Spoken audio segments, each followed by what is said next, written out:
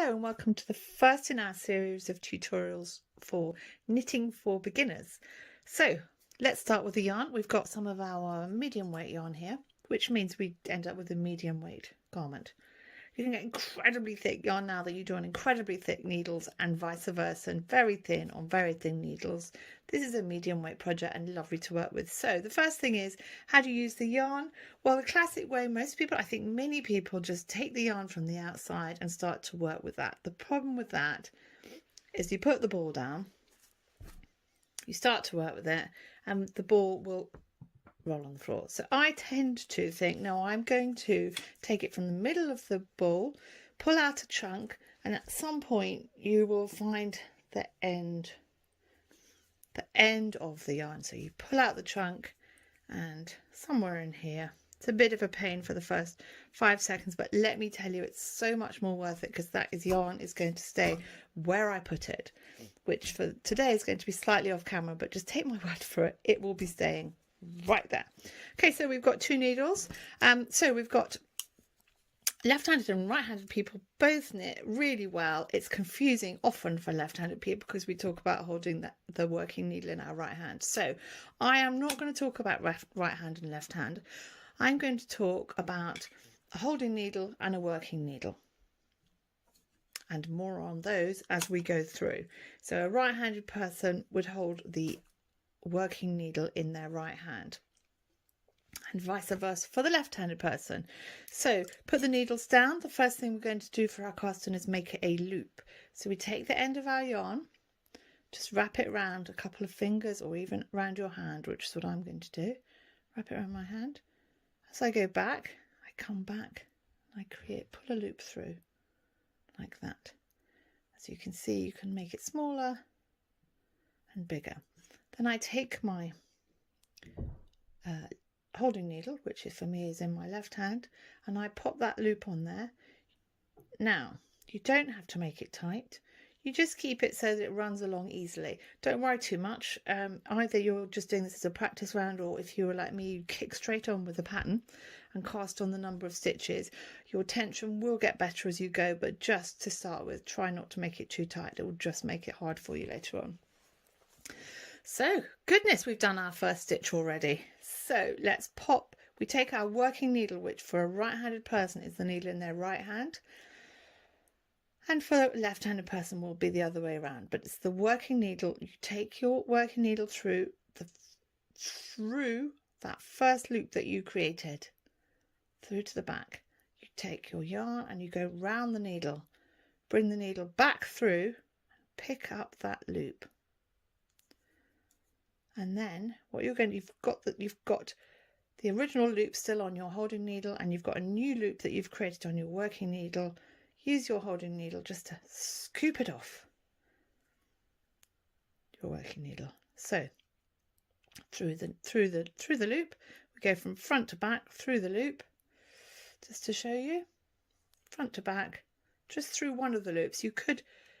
You've essentially got two sides to this here. You've got here and here, but we're just going through the front part of that loop. And then we're taking the yarn through the middle.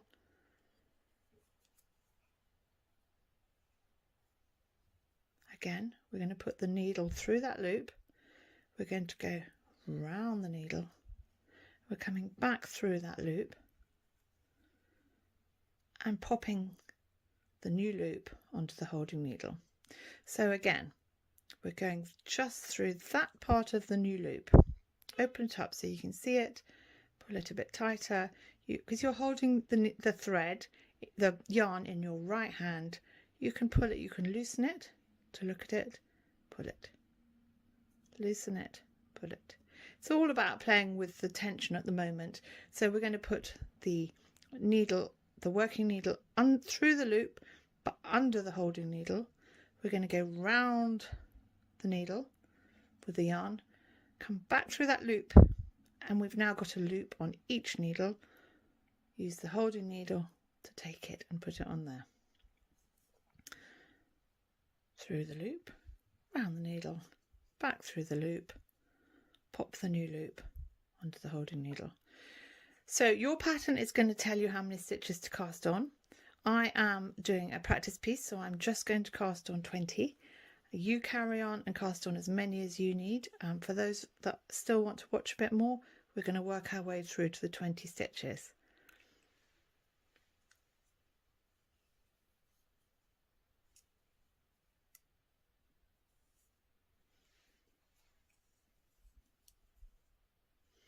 I'm aware that for beginners, it's easy to make more. We don't make mistakes. Well, we make loads of mistakes. That's not true. We're always undoing.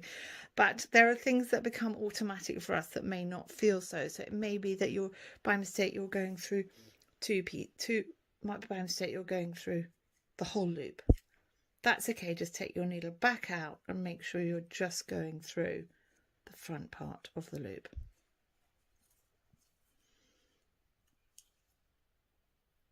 Notice I'm not talking about how to hold your needles. It's because there's so many different ways. I hold my knitting normally in the classic way, but today I'm holding it more in a beginner's way because it's a very popular way to do it now anyway, and it means it's easier for you to, hopefully easier for you to see what I'm doing.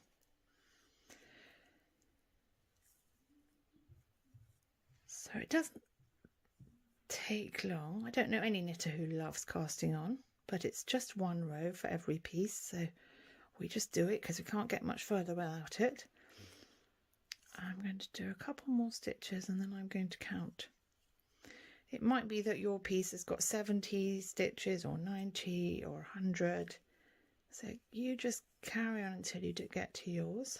2, 6, 8, 10, 12, 14, 16, 18. Now I've got 2 more stitches. I'm going to do 4 more because I want to show you what to do if you cast on too much, because it's really not a problem. So let's do 2 last stitches through the needle, round the needle, back through the loop, and pop that new loop onto the holding needle. 1 more. Now I've got 2 stitches too many. I've counted them. I've got 2 stitches too many. All I do to get rid of them is literally keep my finger on the last stitch, second from the end, push it along and just drop that one off, even with my finger. And that's come out. And then I've still got this second stitch, which I want not, push it off. It's come out. So we all make mistakes. Most mistakes are really fixable. Don't panic. I will do how-to videos about how to fix everything if you notice it later on, and I'll mention the common errors in every mistake. For today, that's your cast on completed. Next, we are going to learn the next stitch, so join me for that. Thank you.